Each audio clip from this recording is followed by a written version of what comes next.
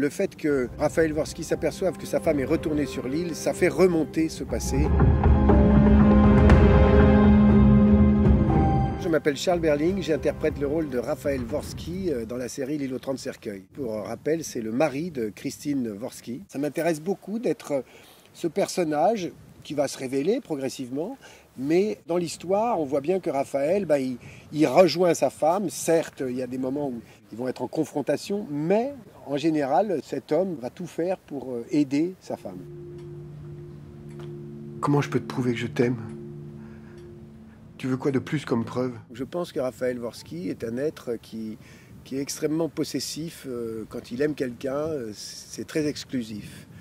Et donc tout va se construire en lui et dans l'histoire par rapport à ce phénomène.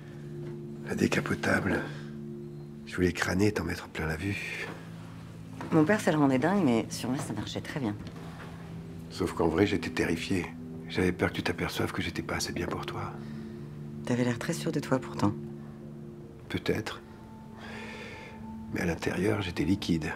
C'est un couple qui s'aime énormément, qui certes a vécu des drames, donc la venue sur cette île va faire ressurgir ces drames abominables. C'est pas pour rien que ça s'appelle l'île aux 30 cercueils. Mais il y a beaucoup d'amour. Aujourd'hui, c'est pareil. J'ai tellement peur dès que tu t'éloignes un peu. Pour tourner cette nouvelle, disons, adaptation de l'histoire, j'ai préféré m'en tenir au scénario que j'ai trouvé vraiment fantastique. Moi, en les lisant, j'avais la trouille, en même temps, j'étais séduit, disons, par toutes ces personnalités qui vont s'entrechoquer dans l'histoire. Ce qui est formidable pour les acteurs dans cette série, c'est que les personnages ont toujours beaucoup de facettes. Ils ont des contradictions, ils sont animés de choses très différentes. C'est pas des personnages univoques, c'est pas des caricatures. Il ne faut pas oublier en plus que ces personnages, pour la plupart, sont des gens qui vivent sur une île, et je crois que ça définit aussi leur caractère.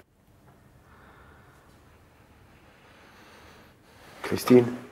Donc Stéphane, c'est quelqu'un qui est à la fois très lumineux, comme peut l'être Stanley Weber, mais en même temps, il a des forces et des fragilités. C'est un homme qui nourrit un amour fou pour Christine. Merci. Je suis là maintenant. Vous pouvez nous laisser. Ce qui est intéressant dans l'histoire, c'est qu'il y a les gens qui habitent toute l'année sur l'île, et ensuite des personnages qui sont comme le mien, Raphaël Dvorsky, qui sont pas habitués à cette vie. C'est-à-dire, il y a vécu, mais il y a vécu très peu. Et donc, il est une pièce rapportée à l'intérieur de cet échiquier. C'est à cause de mon mariage.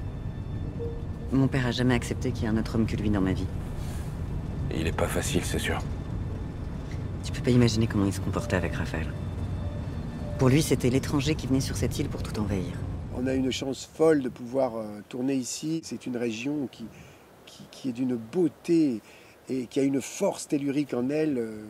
C'était une grande chance parce que pour cette histoire, ça inspire, je dirais, sur des grandes thématiques dont on vient de parler, l'amour, la violence qui peut venir, les drames, la tragédie. Ça, c'est le premier signe. La prophétie se réveille. Il faut qu'elle parte. Oh, arrêtez avec ces légendes.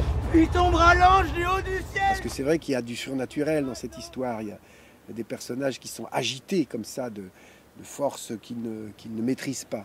Et je dirais même certains on s'y attend pas et qui eux-mêmes sont agités de forces telluriques. Donc la Bretagne, franchement, je pense que c'est un personnage extrêmement important de cette fiction.